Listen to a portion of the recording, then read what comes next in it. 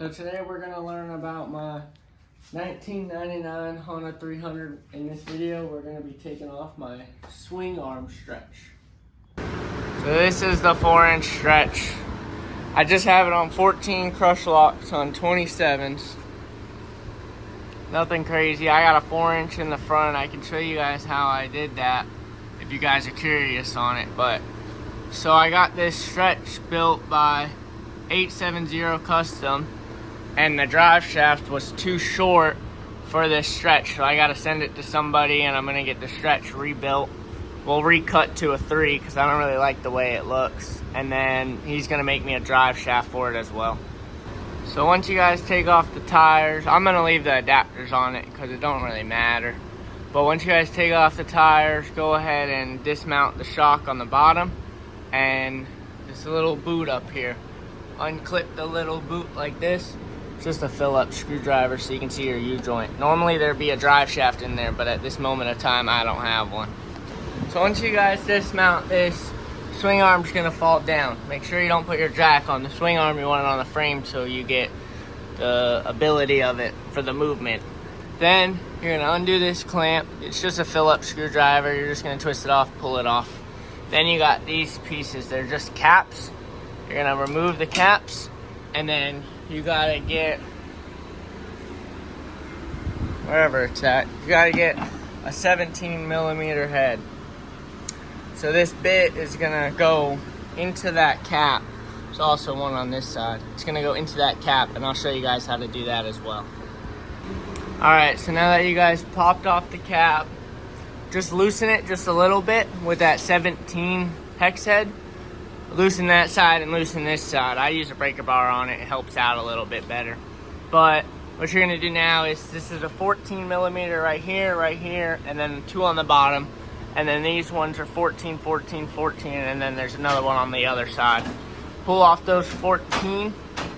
There's 8 of them, so pull off the 8 14mm ones, and then you're going to remove your diff. So once you guys pull out 4 bolts here, 4 bolts there, it's gonna be at an angle, so you gotta kind of like, I took a mallet to it and I hit it with a mallet right here. It bounced out, and then I hit these ones with a mallet over here, and then it bounced out that way, so it like pulls out and twists almost. Now, since this is getting sent back to the guy, I put a cover over this just so nothing gets in it. If this is face down, it will pour axle fluid all over the ground, just so you guys got a little heads up with that. So once you guys pull the actual swing arm out, hit the bolt over here, and then it's the same bolt over here. Now this bolt, I used an extension on the 17, and it was a little easier to get out. Now this bolt over here is a pain to get out because this is in your way. So I used the 17 with an extension with another extension, and then this is what it looks like. You know, and then the other side has this, I'm gonna call it a castle nut on it. This does not have to get removed when you pull it off, because it's just, some people say it's just on there just to hold it in a little bit more, but you don't have to remove it in order to pull it off. But when you do put it back on, I recommend tapping it a couple times. So like loosen it a couple times before you put it back on, and when you screw this back in, retighten this back up just to give it that little extra seal. And always grease these just a little bit, you know. That's why they got a lot of grease on them now, because I just did them. But it's pretty much how you pull it off. I mean, there's your U-joints right there. The boot is right here. Your drive shaft would normally be stuck in here and it'd come out. So when you pull this out, most of the time your drive shaft will still be in here, and then you just yank your drive shaft out.